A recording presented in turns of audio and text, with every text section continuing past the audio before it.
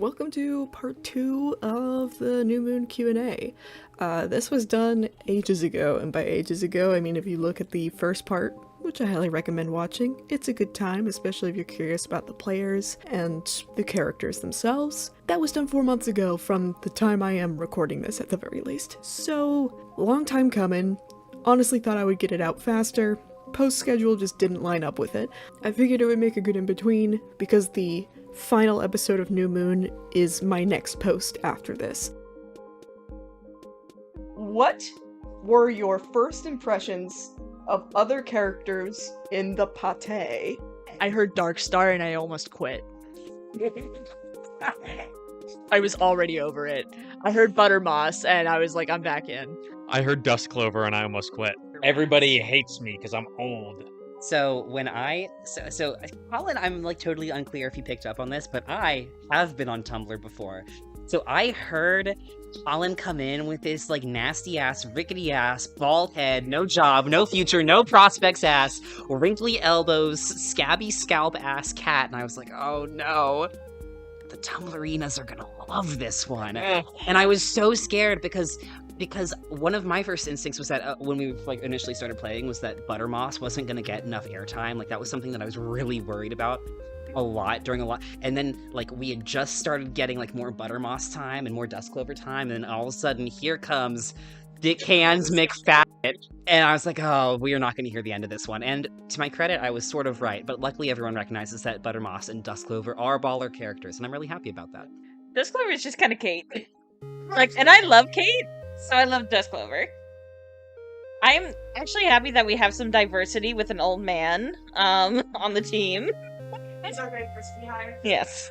Applethorn, I have loved since the beginning. I love his nervous energy and just everything that he brings into. And I also love your just general herb knowledge. Like you just pop that off, and I am always impressed. Like, ooh, that sounds right. That sounds correct, and I don't know nothing about herbs. Some of it's real, some of it I am just making up. Sorry, guys. Alex is my wonderful girlfriend who I love so much. Wait, and I love her voice. And I always loved Grizzlebark's just kind of energy as well. Just kind of like having that bear around. Just not doing anything, but also like just being this wise man who doesn't actually know what he's doing. I love that about him. So, I loved everyone's dynamics in the beginning. I thought Max was actually going to be more mean to me, which is funny considering he did start our very first session planning to murder me. Darkstar's first impressions of everyone, however, Duskclover is her deputy. She was pretty pissed about the claw thing, and we had an IRL fight about it a little bit for a bit. She fucking hates Ashwind, but that's given. She was not cool with Applethorn, and then she really grew to trust him in a way, and now he's doing the fire bullshit, and now she's really... There's a lot of feelings about that. She wants to trust him, but she absolutely doesn't. She loves Buttermoss. Everyone loves Buttermoss, and internally she feels like she shouldn't, because, she was raised to be xenophobic as hell. Like, that's a fucking kitty pet. But come on, it's fucking Buttermoss. And she views Grizzlebark kind of like how the average person views Bigfoot. Like, I'm pretty sure Bigfoot's not real, but, what if? I think, to build onto the Grizzlebark thing, because I really want to hear Ethan address this, one major reason that none of these cats actually really need to trust Applethorn anymore is that Applethorn did sort of banish his brother. At the end of our first arc, Applethorn and Grizzlebark had this huge fight. Grizzlebark went off into the mountains, and until he returned literally 2 sessions ago, no one knew if he was alive or dead. And so none of our characters have actually addressed what happened up there, or what that interaction was, because if anything's really frowned upon in Warrior Cat's culture, it's fratricide. And we haven't, and I'm interested to see how that leads to the characters growing even more distant from each other. I was gonna sweep in to add, because everyone's first taste of Grizzlebark is that he came back and he was really cold to Applethorn. Applethorn kind of wanted to embrace his brother, he missed him. A lot of his the mentions of Applethorn in the game, whenever he thought of his brother, he missed him. And Grizzlebark comes back and he's ice cold. So I think giving more context to that will be interesting, and I personally can't wait for them to get into it. The next game hasn't released yet, but goddamn, they have some tense moments together. I'm like, oh damn, these are the Winchesters for real. I think they should beef more. I think it'd be fun. He really did like the Dio and like fucking not Dio and Jotaro. Dio and goddamn Jonathan Joestar just like staring at each other's eyes as like one of them's holding the tray with the poison. That's like what happened, and like the one with the poison is on their way to like fucking kill their dad. I think this mostly goes out to you, Alex. This is my impression of Warrior Cats as a whole, because I don't think I really knew much about Warrior Cats at all until that night. But you're the motherfucker who came out of left field with, yeah, I roleplayed as Dark Star on Animal Jam as a kid, and I was like, leader, this is gotta be, this is what Warrior Cats is about, and this is what I'm going off of. And everybody else, like Apple Paw, let's fucking go. Just the names more than anything, and I like really clued me in as to what this was like. It was just a good time. It was goofy. Everybody was like really cliche in like the most fun way, and it really made me want to like follow suit. Like that's why I named my guy fucking Grizzlebark, is because like yeah. Tree bark grizzly bear, like I don't know, like it the dark, like we got names like Darkstar out here. That's my initial impression. Yeah, and I loved it. So that's yeah. Can I ask a follow-up question? Yes. How, and this is for both Kate and Colin, who play Dustclover and Ashwind, as well as for Katie and Alex, who play Buttermoss and Darkstar. What's it like role-playing with your partner in an environment where you are absolutely not going to be partners in the game? Well, Kate flirting with my wife isn't exactly new, so she asked for express consent, and I gave it. I think it's funny as fuck. Yeah, no, it's super funny. I approached both of them and I said, "Hey, would you guys be okay if we went through with this?" And then I went to my boyfriend who plays Ashwin and I said, "Would you be okay if I did this?" And like, yeah, I mean, also, just as the follow-up question, Darkstar and Buttermoss have a super huge age gap. Yeah. Where like Problematique. Very problematic. I wanted to be like related to Kate somehow, so she would find it weird, and then we'd go home and kiss about it. Making Kate uncomfortable is like an extreme sport around Yeah. here. It's not hard. I'm really autistic. Yeah. Wait, what was the question? I missed it. So I the think I was question- trying to take care of my burnt simmer pot. Yeah. So the question earlier was what it's like playing a character with your partner in the campaign where there's a 0% chance that your characters will ever be in a romantic relationship, and like how you guys handle that. Well, it's kind of weird because I've never been in a D&D situation where I had to roleplay romancing another player character. Like romancing an NPC is like one thing in my opinion, but like even that scene with Buttermoss, you can kind of tell that both of us don't exactly know what to do because we're both in very committed relationships and not with each other. So we're both kind of like, this is fucking weird. So it wasn't really hard. It's not very hard to play a character that's not romancing a character being played by my partner in real life. What is hard is coming home after the campaign and him going, "How does it feel that I'm your granddaddy and your boyfriend?"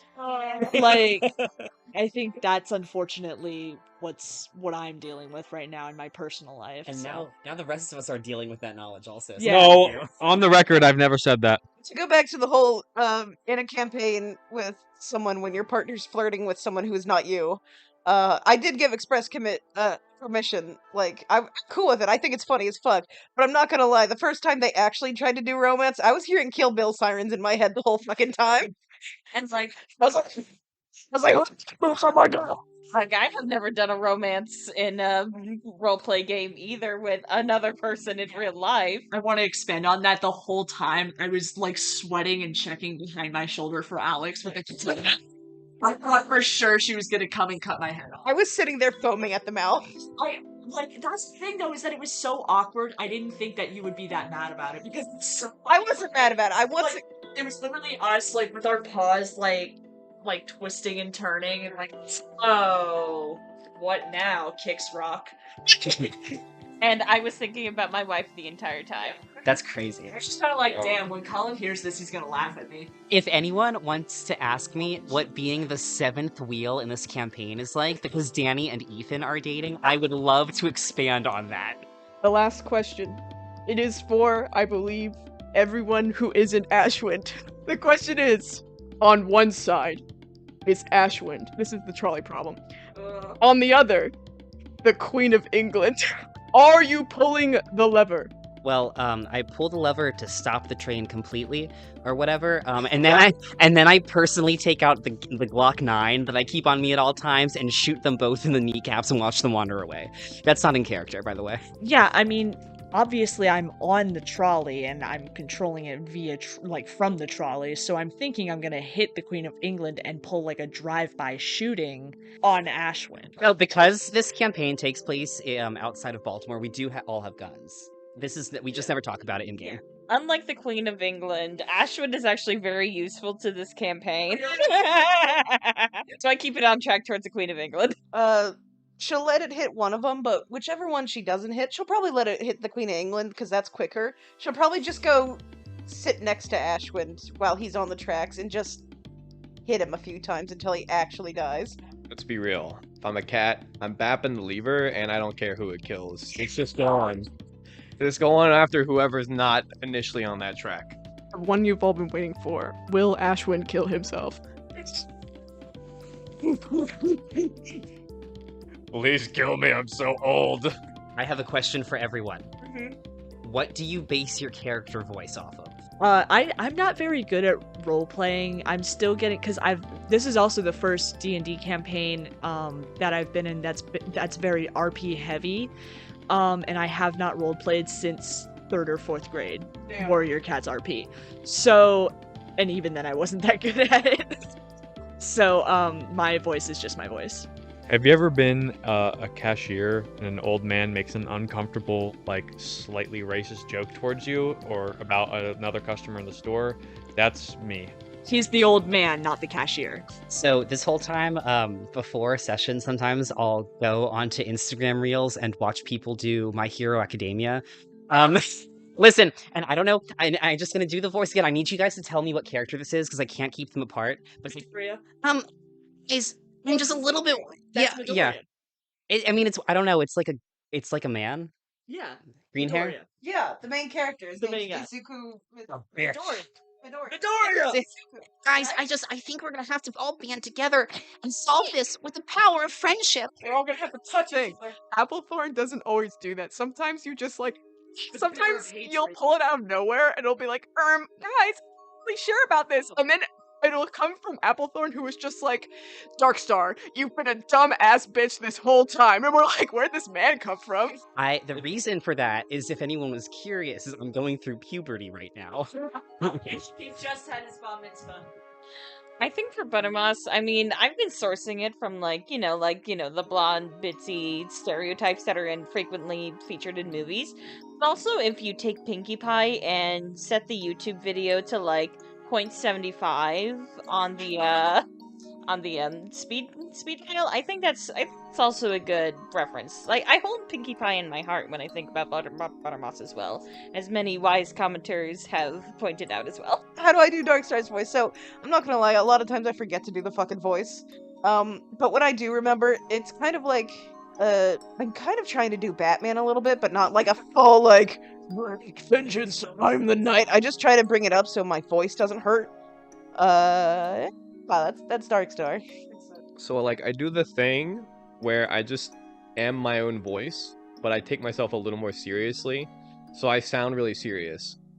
But in order to do this, and I've worn this in our sessions before in front of you guys, I have a Monster Hunter Calico hat that's got, big, yellow arms that come off the side. It's got, a cat head, cat face on top. And I wear this hat, and then I wrap the arms around my neck like a scarf, and then I put on red glasses, red anime-style sunglasses.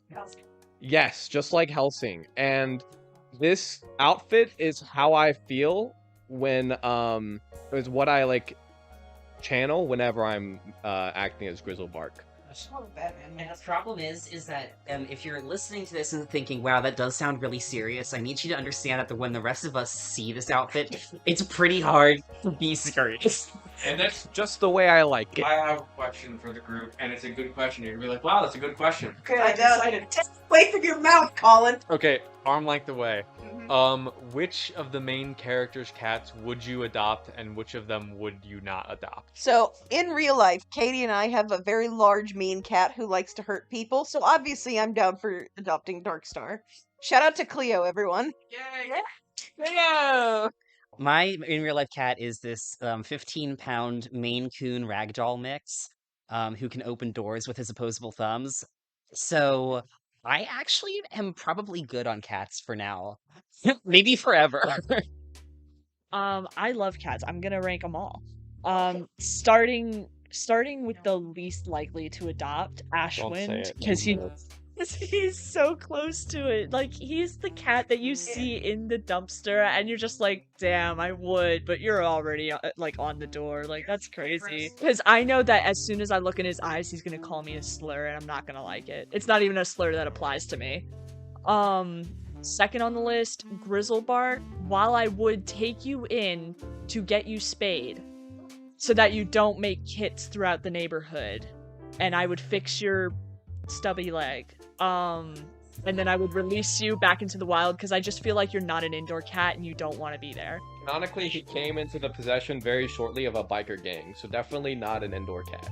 Next on the list is Applethorn, who just I feel like wouldn't really like me as a person. So and I want my cats to like me.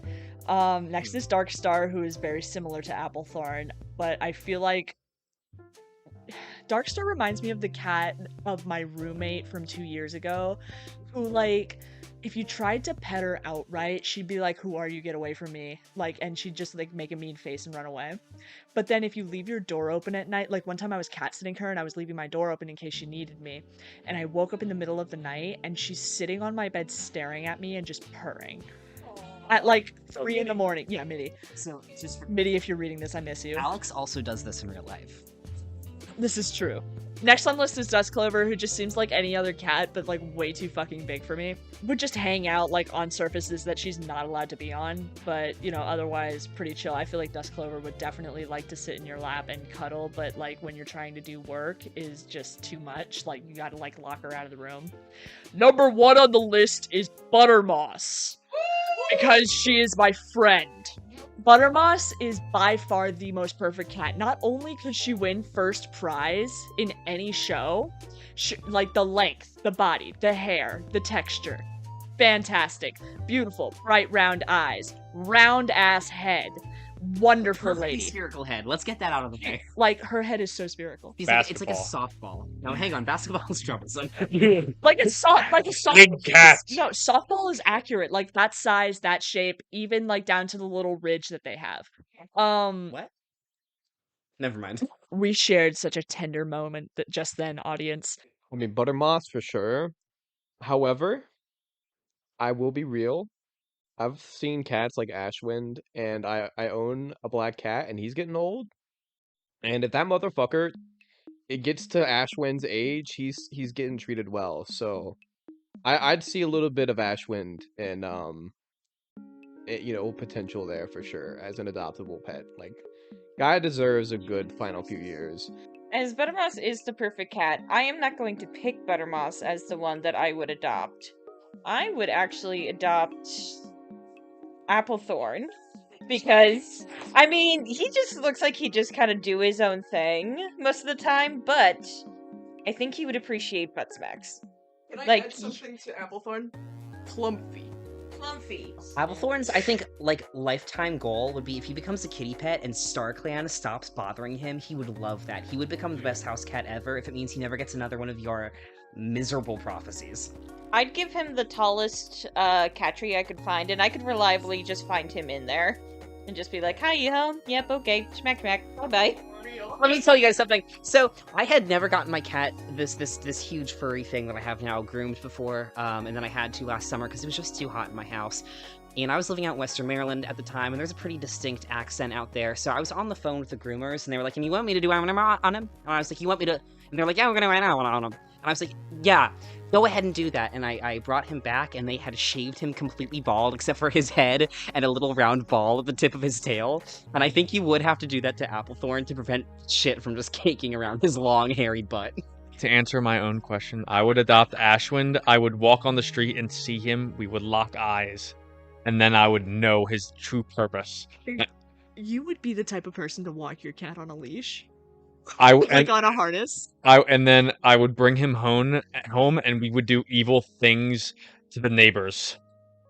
Hey, Colin, can I get your live in-studio reaction to how my cat looked with the Oh, lion cut, God. and while he's being walked on a leash?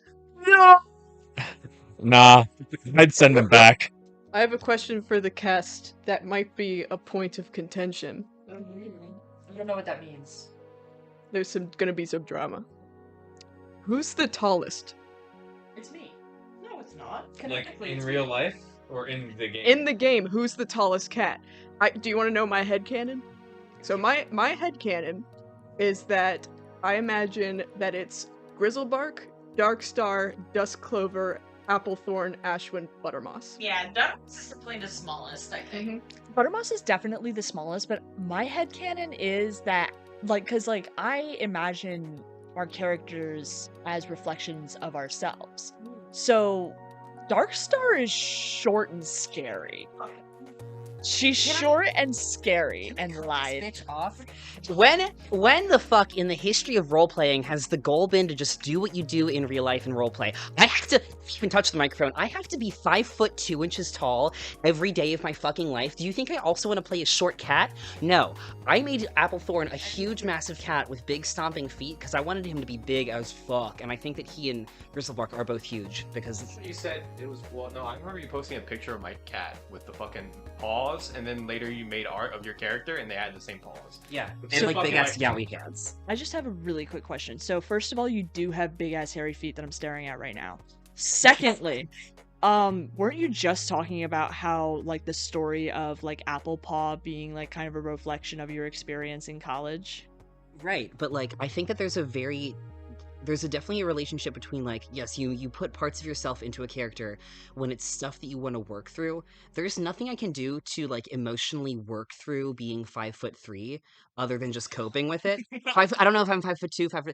So like yes, I can work through, like we can have fun and use the college thing as like a starting off point for a character, but there's no point in me making my character miserable over being short when I'm already miserable about being short in real life. Do you want me to give you kneecap extensions? I don't think I want you to do that. I think I'm like an amateur. It's a nice way for offering.